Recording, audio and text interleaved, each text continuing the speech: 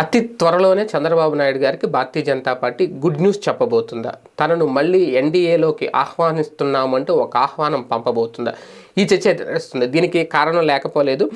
కొంతమంది చేస్తున్న విశ్లేషణను బట్టి ప్రస్తుతం అయితే ఖచ్చితంగా హ్యాట్రిక్ కొట్టబోతున్నారు నరేంద్ర మోడీ, ఇక తిరుగులేదు కేంద్రంలో అనేది. కాకపోతే ఇక్కడ విషయం ఏంటి అంటే, నిన్న మొన్నటి వరకు భయపెట్టిన ఇండియా కూటమి ఎప్పుడైతే బీటలు వారుతుందో, దాంతోపాటు అందులో ఉన్న కీలక నేతలు కూడా బీజేపీ తమ వైపుకు తిప్పుకునే, ఆ కీలక నేతల్ని తమ వైపుకు తిప్పుకునే ప్రయత్నం అయితే చేస్తుంది. ఇందులో ప్రధానంగా నితీష్ కుమార్తో మొదలైంది. ఆ తర్వాత శివసేనకు చెందిన ఉద్ధవ్ థాక్రేను కూడా బీజేపీలో కలుపుకునే ప్రయత్నం చేస్తున్నారు. తొందరలో ఆయన కూడా బీజేపీ కూటమిలోకి రాబోతున్నారు అనేది. అలాగే పంజాబ్లో అకాలీదళ్ కూడా ఎన్డీఏలో చేరబోతోందని తెలుస్తుంది.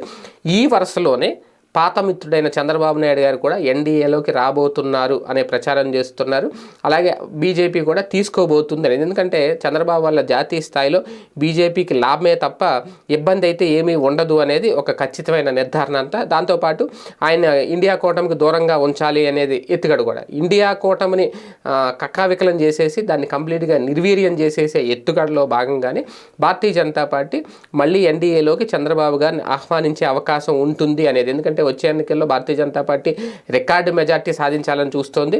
ఎంపీల గెలుపు ఏకంగా 400 పైచిలకు ఉండాలి అని చెప్పి తాపత్రయపడుతుందంట. అంటే ఎన్డీఏ కూటమి గెలిచేది అచ్చంగా 400 ఎంపీలు అనేది ఇక్కడ ఒక రికార్డుగా ఉండాలి. ఎందుకంటే 1984లో ఇలాంటి రికార్డు రాజీవ్ గాంధీకి ఉందట. మళ్ళీ ఇప్పుడు దాన్ని తిరగరాయాలనే పట్టుదల భారతీయ జనతా పార్టీకి ఉంది అనేది. అందుకే చాలామందికి ఇన్విటేషన్లు పంపిస్తుంది బీజేపీ, ఆహ్వానిస్తుంది అనేది. ఇందులోనే చంద్రబాబును కూడా ఆహ్వానించబోతున్నారు ఎన్డీఏలోకి. అదే కనుక జరిగితే మొత్తం ఏపీ రాజకీయ ముఖ చిత్రం మారిపోబోతుందా?